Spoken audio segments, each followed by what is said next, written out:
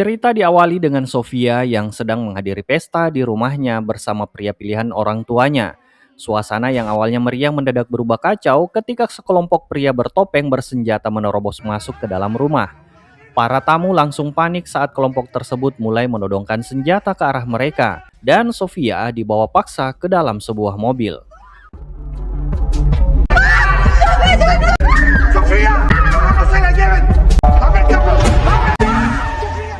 Namun bukannya ketakutan, Sofia justru tampak senang setelah mengetahui bahwa dalang dibalik penculikan tersebut adalah Rafa, pria yang berhasil mencuri hatinya. Sementara itu tim DAI mulai kesulitan mendekati Miguel karena ia mendapat perlindungan penuh dari DFS. Meski begitu mereka tidak menyerah dan mulai mencari celah lewat orang-orang terdekat Miguel, termasuk adiknya dan para anak buahnya. Melihat betapa kuat dan rapinya jaringan yang dibangun Miguel, tim DAI terpaksa meminta izin kepada Dubes Amerika untuk langsung menangkapnya. Namun operasi itu tidak bisa dilakukan sembarangan karena mereka tetap membutuhkan dukungan dari pemerintah di Mexico City. We feel our best bets go straight at Fidel. What do you think, Keith?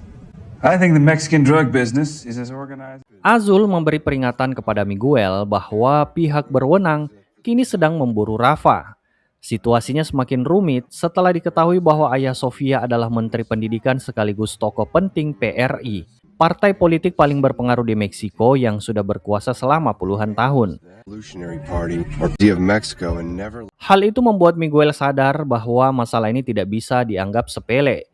Jika keluarga Sofia tidak mendapat apa yang mereka inginkan, seluruh bisnis dan jaringan yang telah ia bangun terancam dihancurkan. Namun sang istri menolak keras keputusan tersebut karena tidak rela kehilangan Rafa. Di sisi lain, tim DAI melihat kekacauan ini sebagai kesempatan emas untuk menangkap Rafa dan menjadikannya jalan menuju Miguel. Tak lama kemudian, Miguel mendatangi Rafa dan meluapkan kemarahannya. Ia menyalahkan Rafa karena penculikan Sofia telah memicu masalah besar.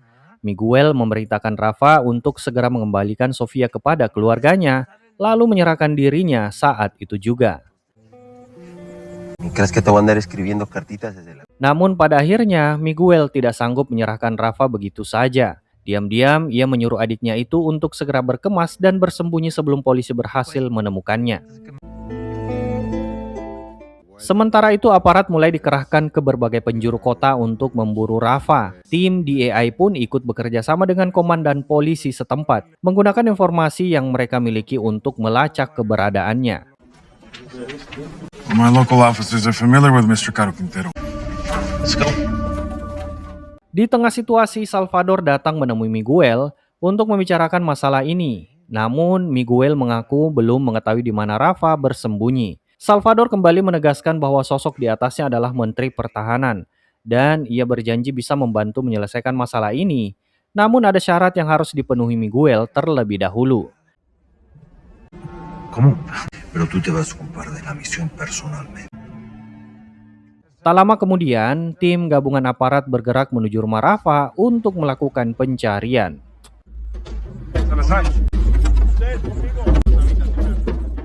Karena Rafa tak kunjung ditemukan, sang komandan akhirnya memerintahkan anak buahnya membuat kerusuhan sebagai bentuk peringatan. Semua rumah yang diketahui milik Rafa digeledah satu persatu, tetapi keberadaannya tetap tidak ditemukan.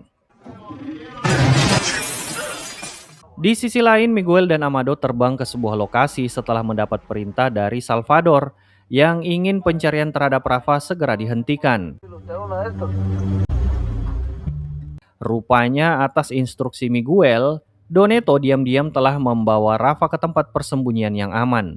Di sana, Doneto memberi peringatan keras kepada Rafa agar tidak mencoba menghubungi Sofia jika masih ingin tetap hidup.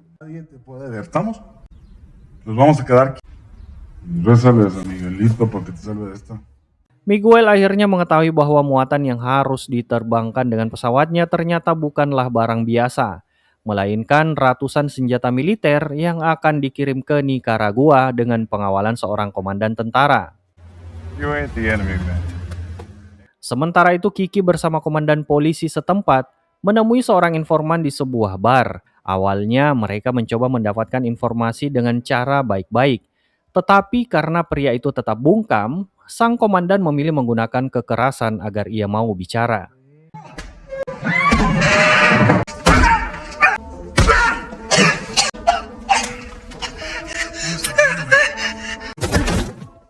Dalam perjalanan, Kiki juga mendapat kabar bahwa Sofia sudah dipulangkan ke keluarganya. Dari situlah ia menyadari bahwa penculikan tersebut sebenarnya hanyalah ulah Rafa dan Sofia yang sedang dimabuk asmara.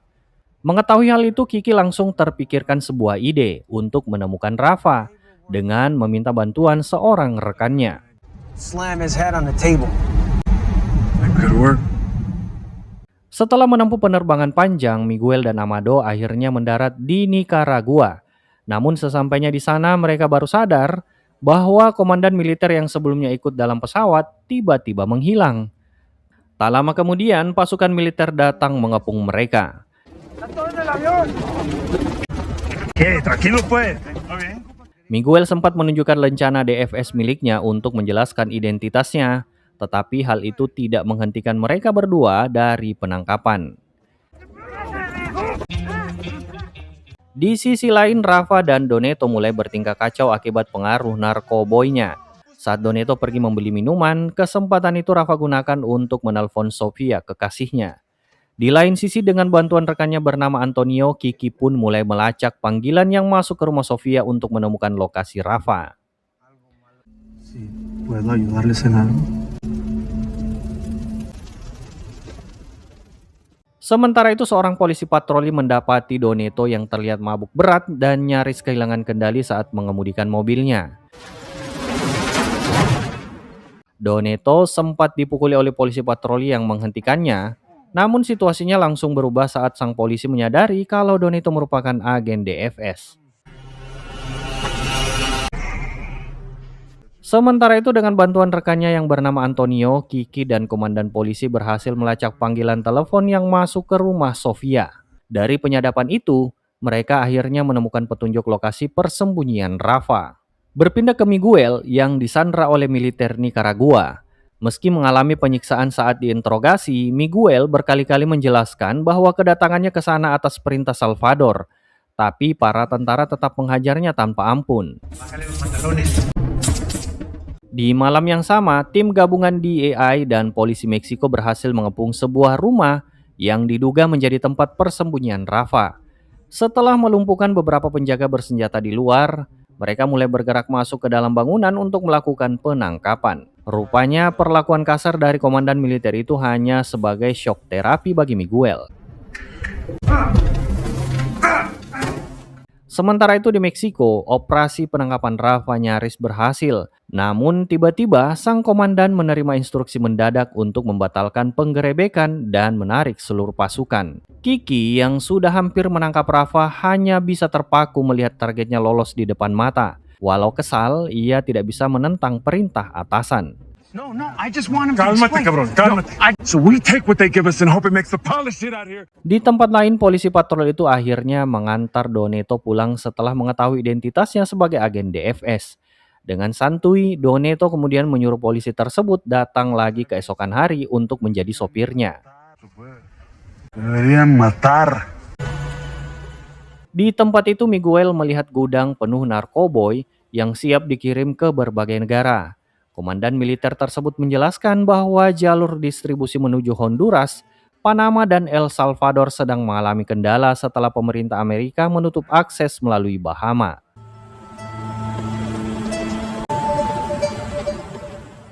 Sementara itu, Rafa yang berhasil selamat mengucapkan terima kasih kepada Miguel karena telah mau berkorban untuknya.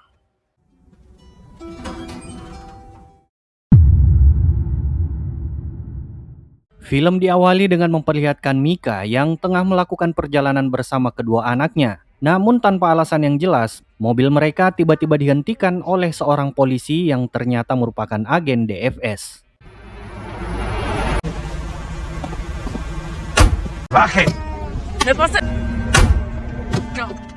Di sisi lain, Miguel dan Isabella menemui seorang tokoh mafia yang dikenal dengan Mata, pemilik dari tumpukan besar kokaino yang pernah dilihat Miguel di Nicaragua. Pertemuan ini bukan kebetulan, karena sebelumnya Miguel sendirilah yang menawarkan diri untuk membantu memasarkannya. Meskipun selama ini Miguel memang sudah sangat piawai dalam mendistribusikan ganjoy ke Amerika. Namun kokaino adalah tantangan baru baginya. Meski keuntungan yang ditawarkan sangat besar, tapi hal itu jelas sangat berbahaya dan lebih beresiko. Mata pun menjelaskan ada dua pebisnis asal Kolombia yang nantinya akan bekerja sama dengannya. Ia menggambarkan salah satu dari mereka sebagai sosok pebisnis yang cerdas dan penuh strategi, sedangkan yang satunya terkenal temperamental dan sulit ditebak. Meski begitu, Mata akhirnya memutuskan untuk mempertemukan Miguel dengan kedua pria tersebut.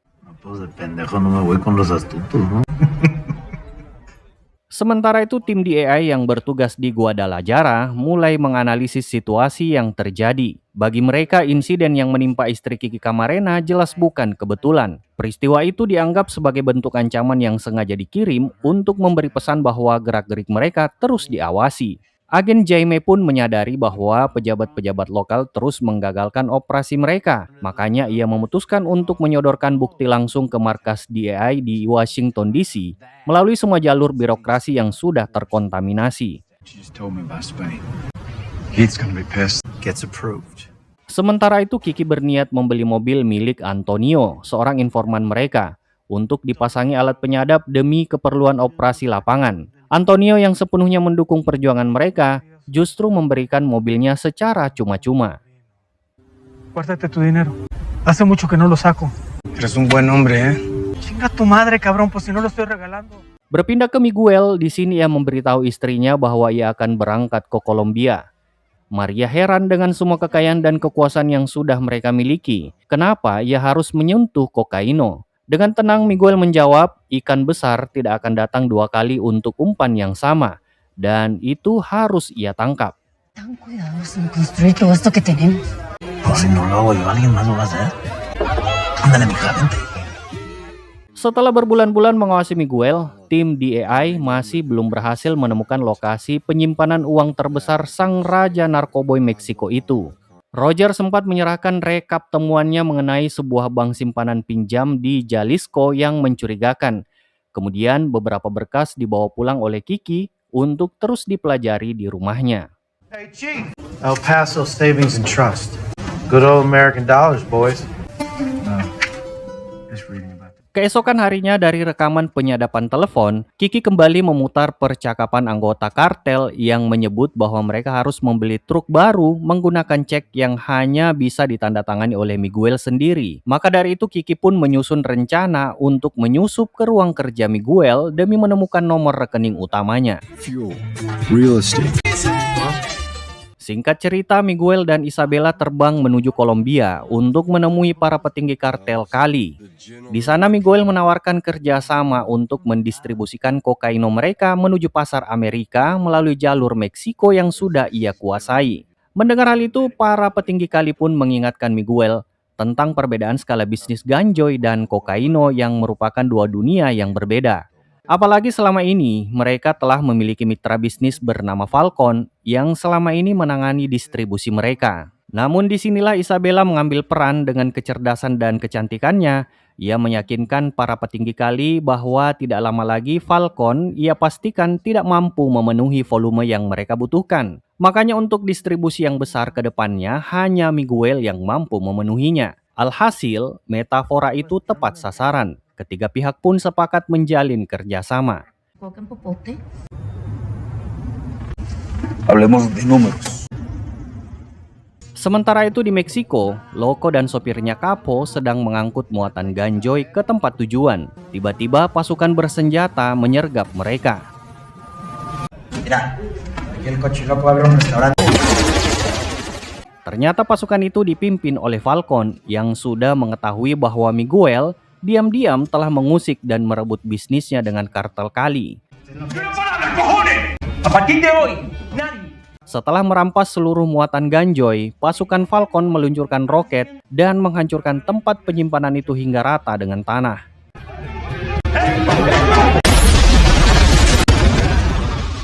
Di sisi lain, Rafa yang selama ini beroperasi di ladang Sinaloa marah besar. Bukan hanya kepada Falcon, tapi juga kepada Miguel sendiri. Ia tidak menyangka bahwa kakaknya bisa masuk ke bisnis kokaino yang begitu beresiko.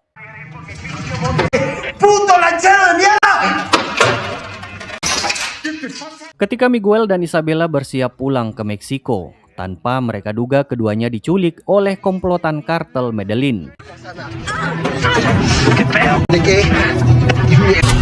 Pónganse cómodos que el viaje está largo. Demi mengelabui agen-agen DFS yang selalu mengintai markas DEI, sebuah rencana penyamaran dijalankan. Seorang tentara yang menyerupai Kiki ditugaskan keluar dari markas sebagai pengalih perhatian. Sementara itu Kiki yang sesungguhnya bersembunyi di dalam mobil Susi dan diam-diam menuju hotel milik Miguel yang juga berfungsi sebagai kantor pribadinya.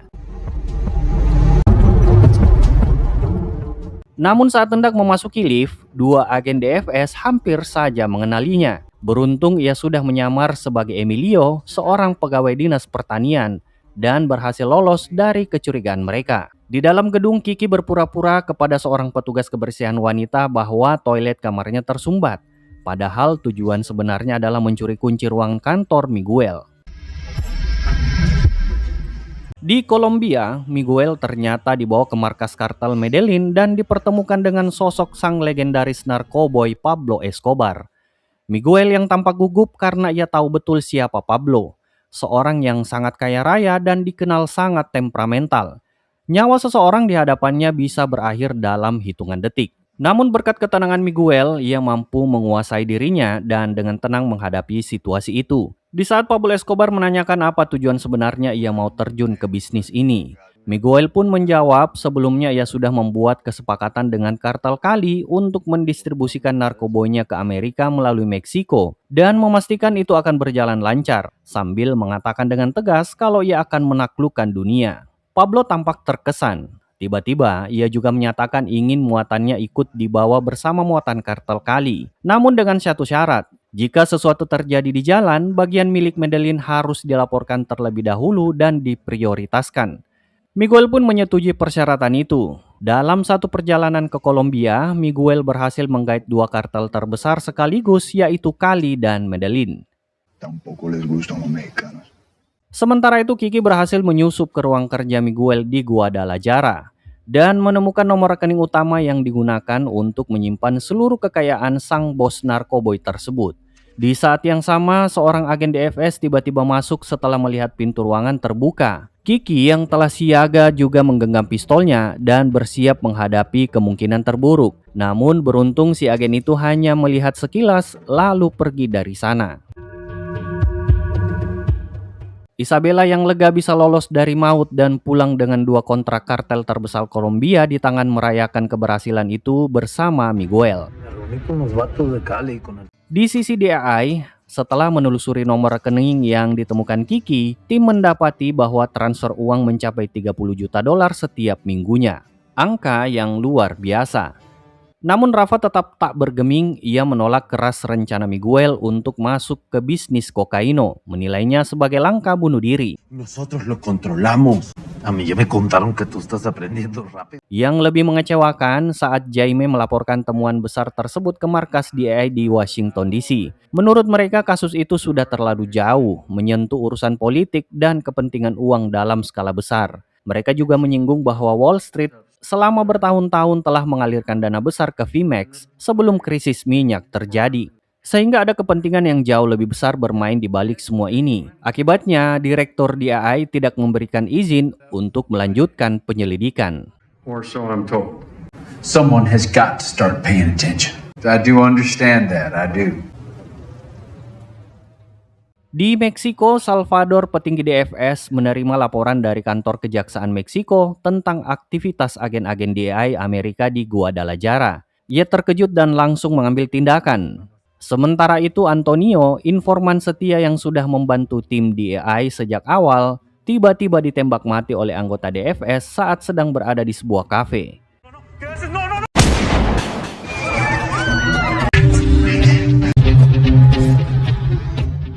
Teror itu tidak berhenti di sana. Roger dan keluarganya juga mendapat ancaman dan intimidasi dari para agen DFS.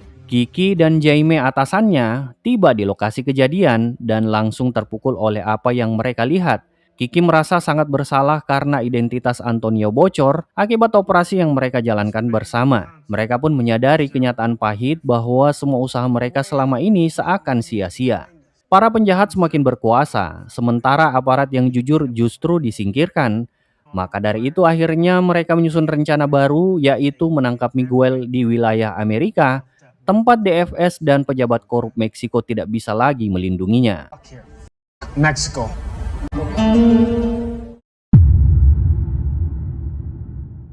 Di Bandara El Paso, Texas, Kiki bersama rekannya yang bernama Jim sedang mengawasi kedatangan sebuah pesawat yang diduga membawa muatan gelap milik kartel narkoboy. Ketika komplotan kartel mulai memindahkan jutaan dolar dari dalam pesawat, tim langsung bergerak menciduk mereka. Namun saat pesawat hendak kembali terbang meninggalkan lokasi, Jim nekat mengejar dan menabrakkan mobilnya ke pesawat tersebut untuk menghentikannya.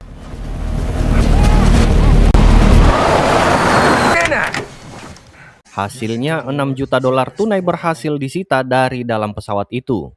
Sementara itu di Meksiko, Miguel, seorang bos kartel, datang menemui seorang pejabat pemerintah Meksiko bernama Zuno di sebuah lapangan golf. Tujuan Miguel adalah meminta dukungan dan perlindungan politik untuk rencananya memasukkan kokaino dari Kolombia lalu mengirimkannya ke Amerika.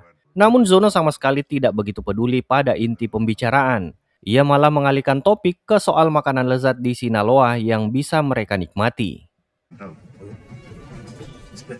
Miguel pun meluapkan kekecewaannya kepada keponakannya Zuno yang telah dibayar jutaan dolar untuk mengatur pertemuan tersebut. Namun si keponakan menjelaskan bahwa pejabat sekelas Zuno tidak bisa didekati secara terburu-buru karena faktanya ia tidak suka apabila menjadi sorotan media. Di sisi lain, Miguel yang merasa cemas karena kiriman kokaino dari Kolombia akan segera tiba. Meskipun dalam situasi genting, Miguel terpaksa menunggu respon dari Zuno. Saat membeli gelang mewah di sebuah butik, Maria dibuat terkejut oleh ucapan penjaga toko yang mengatakan bahwa Miguel pernah membeli gelang serupa sebulan sebelumnya. Mendengar hal itu, Maria langsung dipenuhi rasa curiga dan cemburu. Ia mulai menduga suaminya memiliki hubungan dengan wanita lain. Karena penasaran sekaligus ingin memastikan kebenarannya, Maria pun berusaha mencari tahu siapa sosok yang menerima gelang senilai 120 juta tersebut. Salvador dan Azul mulai menunjukkan ketidakcocokan mereka terhadap rencana Miguel memasukkan kokaino tanpa lebih dulu berdiskusi dengan mereka. Di sisi lain, Doneto meyakinkan Miguel bahwa persoalan ganjoy yang disita Falcon akan ia urus sendiri, sehingga Miguel diminta tetap tenang. Sementara itu, Thomas, orang kepercayaan Miguel di El Paso yang terlibat dalam pengiriman uang bernilai jutaan dolar, dicegat oleh Kiki. Dalam situasi itu, Thomas diancam akan diserahkan kepada kepolisian El Paso karena DEA dikabarkan sudah memiliki bukti kuat mengenai keterlibatannya dengan kartel.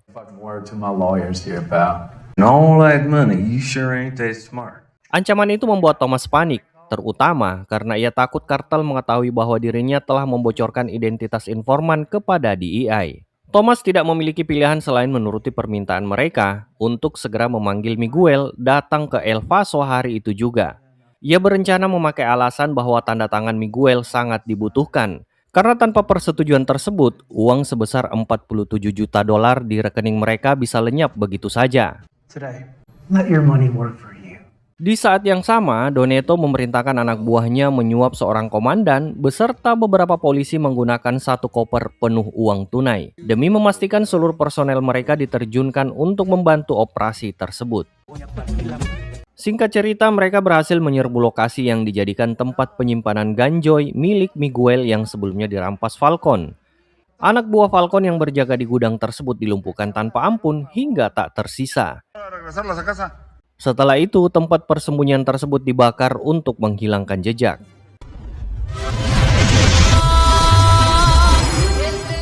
Miguel mulai gelisah karena Zuno tak kunjung memberi kabar. Setelah mengetahui insiden yang terjadi, Falcon pun menyusun rencana untuk melancarkan serangan balasan terhadap Miguel. Sementara itu, Jaime sengaja melaporkan kepada pejabat kepolisian Meksiko mengenai pesawat yang membawa uang tunai sebesar $6 juta beserta sejumlah dokumen penting di El Paso.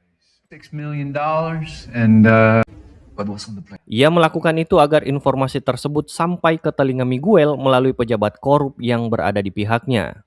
Is it right about the time Felix Gallardo wants? Di sisi lain, Thomas akhirnya menghubungi Miguel dan memintanya segera datang ke El Paso. Ia mengatakan tanda tangan Miguel sangat dibutuhkan sebelum DEA menyita seluruh dana di rekening mereka. Karena pihak berwenang sudah mengantongi nomor rekening, riwayat transaksi setoran, hingga alamat bank yang digunakan.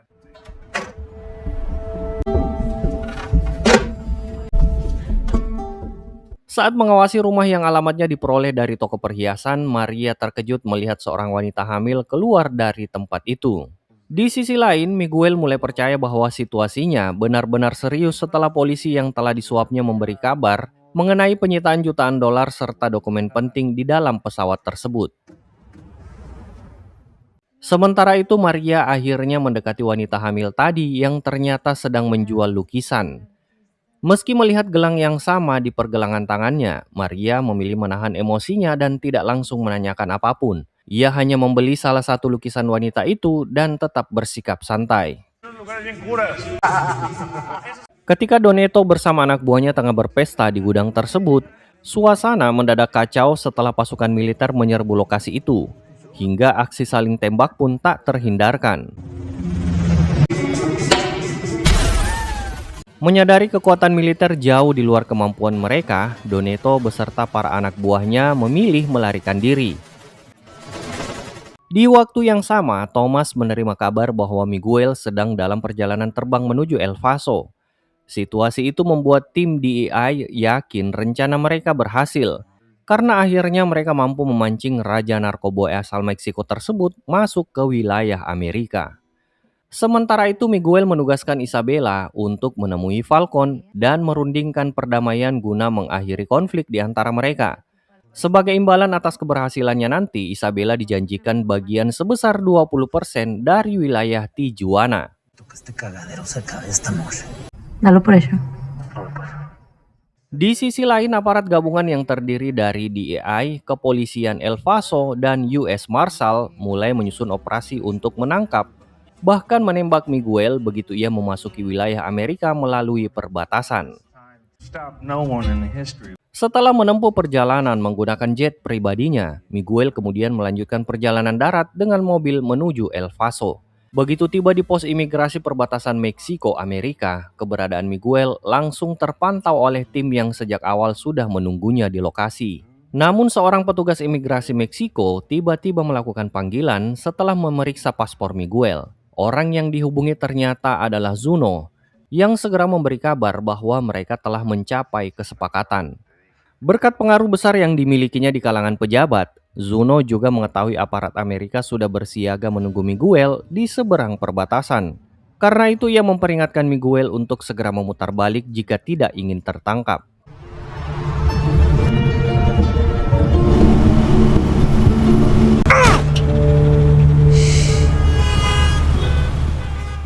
Di sisi lain, Isabela yang menemui Falcon untuk menawarkan perdamaian, di mana ia menjanjikan uang sebesar $10 juta untuknya.